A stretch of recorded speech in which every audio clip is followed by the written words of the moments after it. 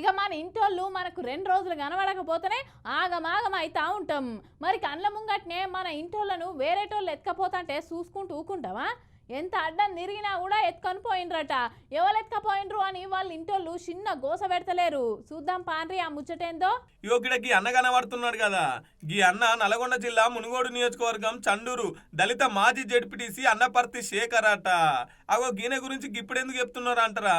అయితే వీళ్ళ ఇంటికి అర్ధరాత్రి పోలీసులు వచ్చి తలుపులు వలగొట్టి దౌర్జన్యం చేసి బాగా భయపెట్టి అరాచకాన్ని సృష్టించి ఈ అన్నం తీసుకొని పోయిరాట పోలీసు వాళ్ళు.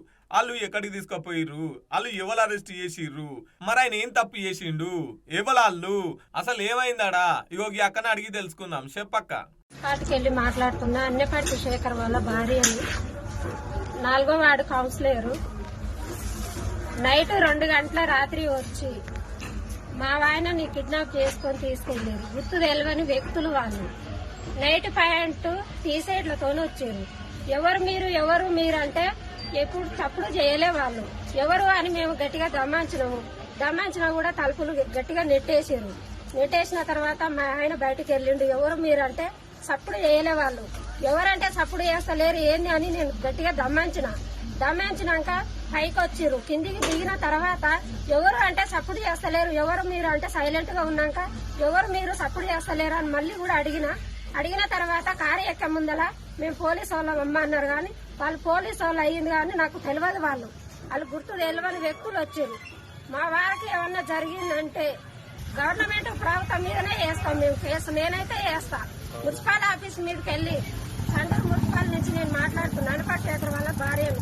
నా కడుపులో బాధ ఉన్నది మీకు చెప్పిన సార్ దయచేసి చెప్తున్నాను. టీఆర్ఎస్ ఒక నాయకుడు అని పట్టిరా మీరు, లేకపోతే ఒక ఎస్సీ క్యాండిడేట్ ఈయన ఏం చేసిండు, ఒక దౌర్జన్యం చేసిరా అని పట్టిరా మీరు, ఏం చేసిండు అనేది మాకు తెలియాలి సార్. ఇది అగో విన్నారు కదా, అర్ధరాత్రి 2 గంటలకు వచ్చి పోలీసు వాళ్ళు ఉట్టిని ఎత్తుకొని పోయిర్రట.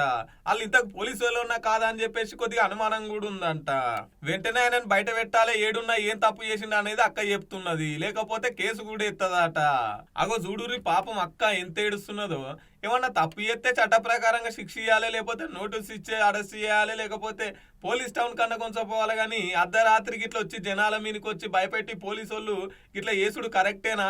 ఏమన్నా ఉంటే చట్టపరంగా చూసుకోవాలి. ఒకవేళ ఆయన ఏదైనా తప్పు చేసిండు అనుకో, అరెస్ట్ చేసి కోర్టులో ప్రొడ్యూస్ చేయాలి. ఇది 24 గంటలలోనే జరగాలి.